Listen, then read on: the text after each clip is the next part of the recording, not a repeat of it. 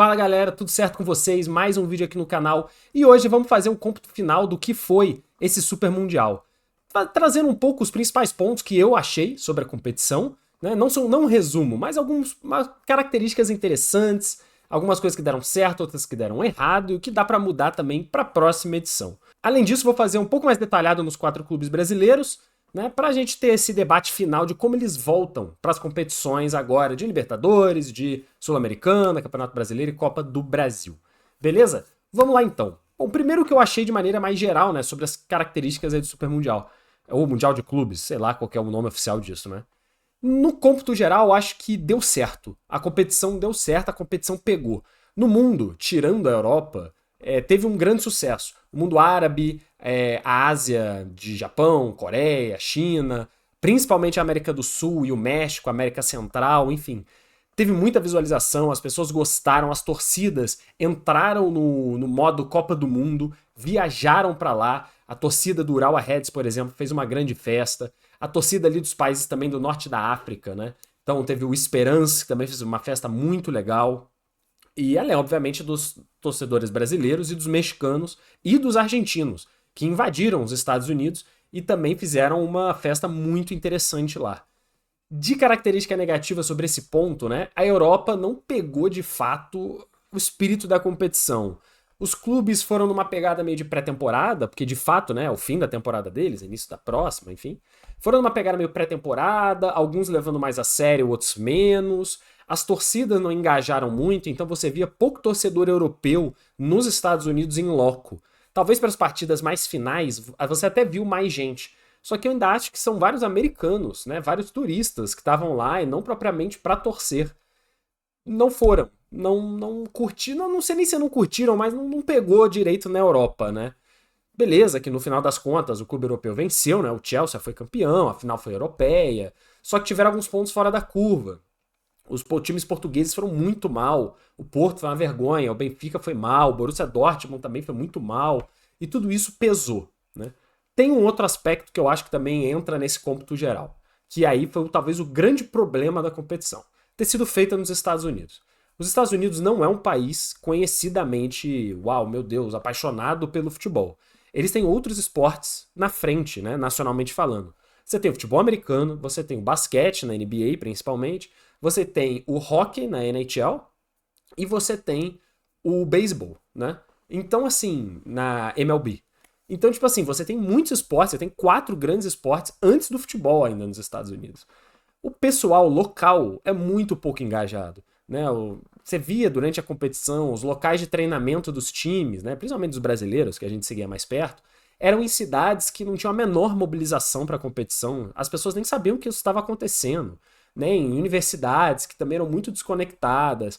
As próprias cidades dos jogos não tinham um grande aparato, não tinha uma mobilização, as pessoas não estavam muito afim, os locais. E isso atrapalha muito também. Porque, por exemplo, se fosse feito aqui no Brasil, né? E aí você fala, o jogo no Morumbi vai ter Esperance e Chelsea. Cara, tá galera de brasileiro maluco, que não torce, obviamente, nem pro Chelsea, nem pro Esperance, que ia ver o jogo. Porque é maneiro, é divertido, a gente gosta de ver futebol. Mas lá não tem muito essa cultura. E aí tentaram ainda trazer outros aspectos meio de show, que tem muito nos Estados Unidos, nas competições deles. Aquela coisa da abertura, que os times entram um por um com o nome cantado. Tipo assim, até que foi legal, mais ou menos, mas cara, não é futebol, sabe? Eu acho que isso ficou meio solto, foi uma tentativa que não deu certo. Terem sido em estádios abertos, em horários que o calor estava muito extremo, também prejudicou muito a competição. Não terem escolhido, né, alguns estádios fechados, que são até climatizados. A FIFA errou nesse ponto. E, obviamente, teve os problemas aí de paradas por causa de tempestade. Tiveram vários jogos que ficaram meia hora, 40 minutos, alguns ficaram algumas horas paralisados por causa de alerta de raio. Isso podia ter sido contornado também, sabendo que é temporada de raios, porque isso não é desse ano, é de sempre, sendo feito em estádios ou em locais que não tivessem isso, ou em locais fechados, né? Isso teria ajudado, pelo menos. Isso também foi um ponto bem negativo da competição. Além de que, pensando no futebol europeu, na torcida europeia, na verdade, os horários eram muito ruins, né? Então, os jogos à noite nos Estados Unidos eram 3 da manhã, 2 da manhã na Europa. Difícil de realmente acompanharem e engajarem, né? Tudo bem que, se fizerem um dia esse campeonato no Japão, vai ser 3 da manhã pra gente também. Mas, enfim, isso também afetaria o nosso engajamento, obviamente. Dito tudo isso, eu ainda acho que foi um sucesso. Tiveram erros, mas de maneira geral foi um grande acerto. Os jogos foram divertidos, os jogos de times menos qualificados ainda assim foram legais de ver entre eles, foram competitivos, tivemos muitas surpresas, os clubes europeus, principalmente na fase de grupos, performaram bem mal, né? Então a gente teve times brasileiros indo bem, times argentinos surpreendendo, times mexicanos surpreendendo e passando de fase. E só não tivemos, assim, realmente times de fora da América do Sul que tivessem uma participação tão interessante. Mas, de qualquer forma, Mamelodi Sundowns fez uma competição honesta, né? Por exemplo, o Sun HD tentou, mas, pô, é ruim legal. Teve umas tentativas, mas, de maneira geral, a competição foi um sucesso, na minha opinião. Não sei onde vai ser a próxima, né? Provavelmente vão levar ou para o Brasil ou para a Europa, né? Ou para engajar mais, para exatamente corrigir alguns erros dessa edição. Vir para o Brasil resolveria o problema de público, resolveria problemas climáticos, etc. Levar para a Europa, muito provavelmente também, talvez ainda tivesse o bônus de engajar mais o público europeu, que é o que a FIFA quer, né? E talvez até mude um pouco, né? Estão pedindo mais times, talvez essa Copa do Mundo amplie em tamanho, visto que foi um sucesso, e se aproxime do que é a Copa do Mundo de seleções a partir de agora. Tem mais times, isso talvez aconteça para a próxima edição, e aí entrem mais times europeus, que é uma coisa que a UEFA tá pedindo, enfim. Esses detalhes, né? Tem a discussão que se vai ser de 2 em 2 anos ou de 4 em 4. Na minha opinião, não pode ser de 2 em 2 anos. Isso tira o lúdico da competição. Você vai ter muitas edições. Isso não é legal. Que nem a Copa do Mundo. Tem que ser de 4 em 4 para ser raro, para valer mais. Porque a próxima chance é daqui a muito tempo. Então, para mim, tem que se manter de 4 em 4 anos. E também, para mim, tem que abolir o Intercontinental, tá? O que é todo ano. Eles vão manter, eu acho que a FIFA vai acabar abolindo a competição em breve, daqui a alguns poucos anos. Mas para mim perde sentido, porque imagina, sei lá, o Flamengo, Palmeiras, competiu agora, o Mundial de Clubes, aí é campeão da Libertadores, aí joga de novo um micro mundial, né, no fim do ano, para mim não faz sentido. Mas acho que isso acontecerá no futuro próximo. Vamos então a uma discussão rápida dos 4 times brasileiros que participaram do Mundial. Bom, para começar, a gente tem o Palmeiras. Eu trouxe aqui essa tabelinha, né, com algumas estatísticas mais pontuais, né, de cada um dos times. O Palmeiras teve no total, né, 2 vitórias, 2 empates, 1 derrota, fez 6 gols e tomou 4. A participação do Palmeiras foi mais ou menos, né? A fase de grupos foi bem estranha, depois de um empate interessante contra o Porto, que deu muita expectativa do que o Palmeiras poderia fazer na competição. O time foi lá e ganhou do Al-Ahly no segundo jogo, e você falava, ah, beleza, empatou com o Porto, ganhou de um time mais fraco, vambora, né? Só que aí a terceira partida do Palmeiras foi um negócio feio demais, né? O Palmeiras praticamente tinha perdido o jogo contra o fraquíssimo Inter Miami. Um time pô, muito fraco, muito ruim. E acabou que ali na Bacia das Almas, no fim do jogo, conseguiu reverter o resultado e empatar. Só que isso foi assim, pô, foi feio de ver, sabe? Toda aquela expectativa, né, de empatou com o Porto, ganhou do Al-Ahly, foi, putz, empatou com o Inter Miami, quase perdeu. Voltamos à nossa realidade. O time é bom, mas tem seus problemas, que é um pouco a característica do Palmeiras esse ano, né? É um time competente, mas com problemas. Mas beleza, passou de fase. E aí nas oitavas de final, cara, acabou pegando um confronto mais fácil do que poderia ser, pegou o Botafogo, que não quer dizer que é fácil, mas é um confronto local, um confronto brasileiro, e foi um jogo também muito ruim, cara. O jogo foi muito chato, muito ruim, os times não jogaram bem, e no final das contas o Palmeiras acabou ganhando num gol nos acréscimos com o Paulinho, né, 1-0. Beleza, passou de fase. No quesito ir longe na competição, o Palmeiras foi bem, o Palmeiras chegou às quartas de final e aí perdeu pro Chelsea de 2-1. Até fez um jogo honesto contra o Chelsea, mas não rolou. Também não fez um grandíssimo jogo, né? Foi um golaço de Estevão e de resto o Palmeiras não conseguia criar. De maneira geral, na minha opinião, a campanha do Palmeiras é negativa, né? Eu acho que o Palmeiras volta pro Brasil com muita coisa a se provar, né? Volta como um time que, putz, né, não ganhou de nenhum europeu, foi o único brasileiro que não ganhou de nenhum europeu. Fez jogos bem duvidosos, né? Beleza, que ganhou do Al-Ahly, mas, pô, até aí não foi um jogo monstruoso. E ganhou do Botafogo, que foi um jogo horroroso, mas ganhou, valeu. Mas isso aí a gente vê no Brasil, né? Os outros confrontos, né? Não conseguiu competir direito com o Chelsea, foi mal contra o Inter Miami, foi bem contra o Porto, mas não foi capaz de ganhar. O Palmeiras tem muito a se provar, ainda não chegou a jogar depois que voltou do Super Mundial. Vamos ver o que vai rolar. Eu acho que o ano do Palmeiras vai ser bom de qualquer forma, tá? Pode bater campeão de qualquer coisa. Só que a campanha no Super Mundial, mesmo tendo ido longe, chegar das quartas, pra mim foi ruim pela performance do time. Cara, o Botafogo é um caso um pouco complicado, né? Porque teve 2 vitórias, 2 empates e 2 derrotas, só que só sofreu 3 gols e fez 3. É um time que teve jogos muito diferentes nessa competição, né? Depois de ganhar do Seattle Sounders, né, se eu não me engano, que esse é o nome do time, de 2-1, um jogo péssimo do Botafogo, que em alguns momentos a gente achou até que iria perder o jogo pro time da MLS, sendo um resultado grotesco, acabou ganhando no fim, e beleza, uma performance ruim. Aí depois vence do PSG de 1-0, num jogo virtualmente perfeito. O Botafogo só se defendeu, e em uns 2 ou 3 contra-ataques conseguiu fazer um gol e vencer de 1-0 do PSG, um resultado espetacular, pô, ganhou do campeão da Champions e do time da temporada. Mostrou 2 Botafogos completamente diferentes. E aí no terceiro jogo, fez um jogo até mais ou menos contra o Atlético de Madrid, mas tentou repetir um pouco o que fez contra o PSG, mas não estava num dia muito bom. Acabou perdendo pro Atlético de Madrid de 1-0. Até aí, cara, pô, performance duvidosa, porque fez um jogo espetacular e 2 jogos ruins. E de novo fez um jogo muito ruim contra o Palmeiras nas oitavas, acabou sendo eliminado, né? Cara, a minha concepção, tá? Eu fiquei muito entre o mais ou menos e o ruim pra campanha do Botafogo. É que é foda, porque ganhar do PSG mostra que esse time tem algum caminho, né? Beleza, que demitiu o treinador, mudou, agora é o filho do Ancelotti e tal. Por isso que eu coloquei aqui o mais ou menos, a campanha do Botafogo. É um time que mostrou que pode ser muito eficiente. Só que também mostrou, cara, muitos problemas. Problemas, né, enfim, de construção, problemas defensivos em vários momentos também, tirando contra o PSG, o que é realmente impressionante, né? E que contra o Palmeiras, por exemplo, num campeonato local, no nível de confronto que vai ter pro resto do ano, não foi competente, né?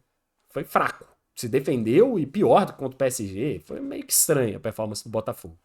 O que esperar desse time pro ano? Muito incerto, né? Não dá pra saber. O Igor Jesus saiu, e aí você fica meio... Não sei, cara. É um treinador novo, é um time que tem problemas.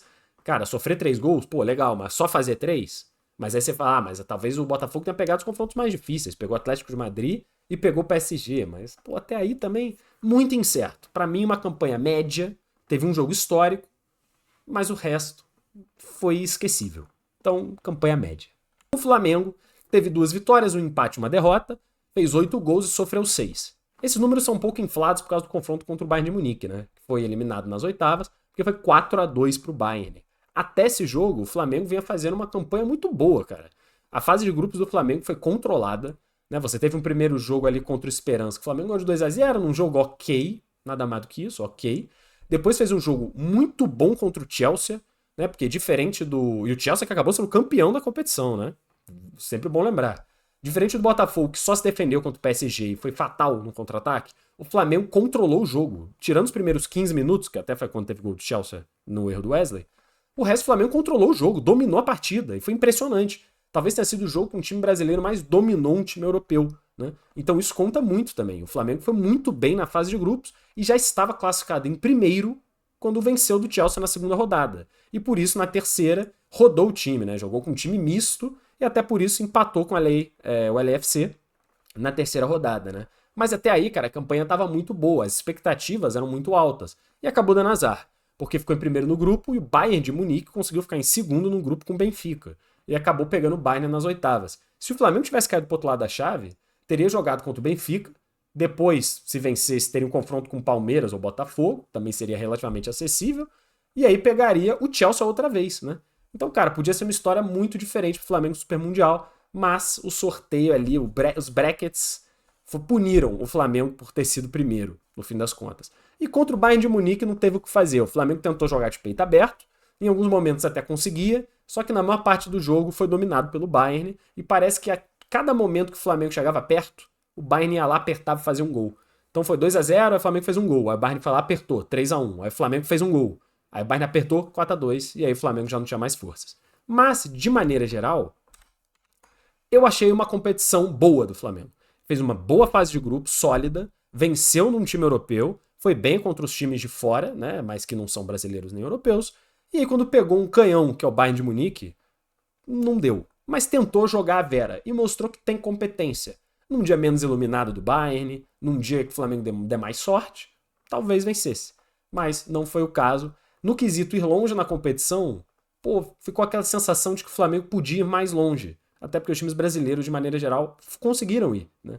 Só que o confronto, de fato, prejudicou bastante. Então, pra mim, valeu. Foi uma boa competição do Flamengo. Nada mais do que isso, uma boa competição.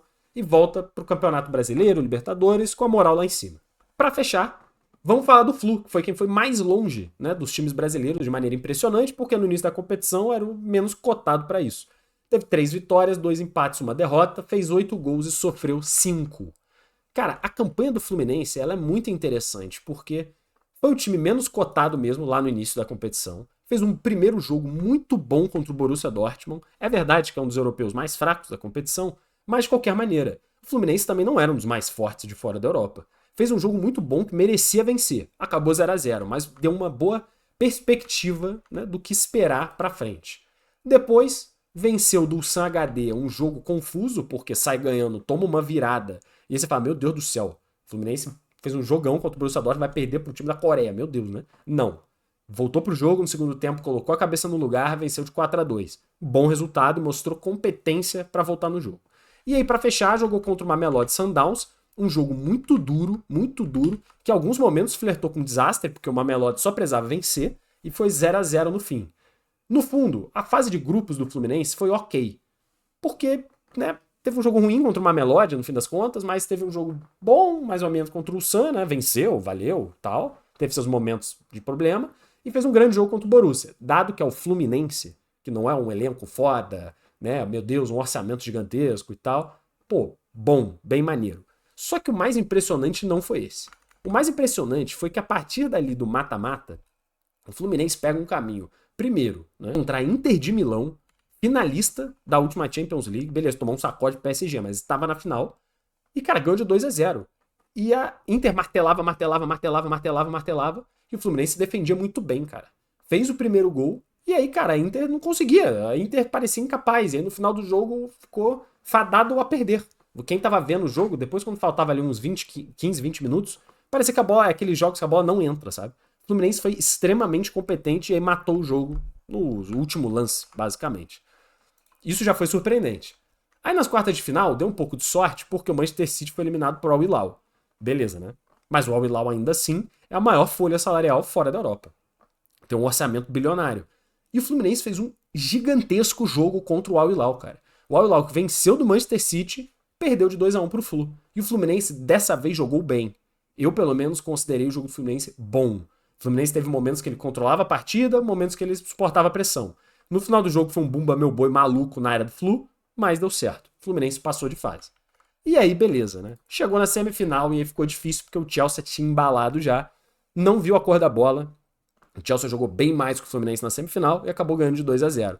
Só que, cara, considerando tudo isso, o Fluminense fez uma campanha, provavelmente, assim, na minha opinião, a melhor de todos os times brasileiros. Foi o que foi mais longe, para ter uma semifinal, coisa que era considerada dificílima de acontecer. Sendo o time supostamente mais fraco do Brasil, foi o que foi mais longe, venceu de um time europeu, venceu da Inter de Milão, empatou com outro num bom jogo e fez jogos honestos na fase de grupos e contra o Al Hilal venceu também. O único jogo que o Fluminense de fato foi mal foi contra o Chelsea na semifinal, mas aí talvez tivesse acabado o gás já, né? E tirando isso, alguns probleminhas contra o Sam, contra o Mamelodi, um pouco de falta de concentração. Mas de resto, foi uma campanha excelente do Fluminense, excelente. Volta com muita moral. O único ponto negativo é que o John Arias muito provavelmente vai ser negociado agora, se não me engano, para o Wolverhampton, e ele é peça central nesse time. Com a perda do John Arias, eu não sei o que vai acontecer com o Fluminense para essa segunda metade do ano. Não necessariamente esse time vai ser competitivo, né? Mesmo tendo ido longe no Mundial, porque é circunstancial. Fica a ver. Mas eu acho que o Fluminense volta com muita moral e muito importante também, com muito dinheiro para fazer investimento, tanto em estrutura quanto em jogadores para o futuro próximo do time, que era muito importante porque o Fluminense tem dificuldade de arrecadação. Dito isso, eu acho que a campanha dos 4 brasileiros, se juntar tudo, foi positiva. A campanha do Brasil foi positiva. Alguns piores, outros melhores, mas valeu. Daqui a 4 anos, eu acho que a gente vai ter muita expectativa de ir até melhor. Essa, pelo menos, é a minha opinião. O que vocês acham? Vocês acham que deu certo, deu bom, ou que os times brasileiros deixaram um pouco a desejar? Deixa aí nos comentários, um forte abraço e até o próximo vídeo.